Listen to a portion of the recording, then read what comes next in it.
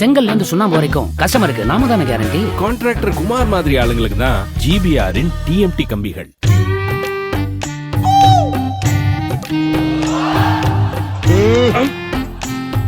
இப்ப என்னடா பிளான் இருக்கு நீ? அதிகாரி வர்றப்ப சலீட் பண்ணணும்னு உனக்கு ட்ரைனிங்ல சொல்லி தரலையா?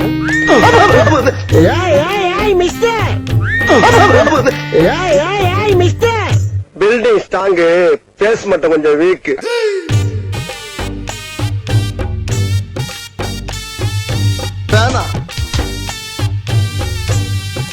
வலிக்குது, அழுதுருவேன்.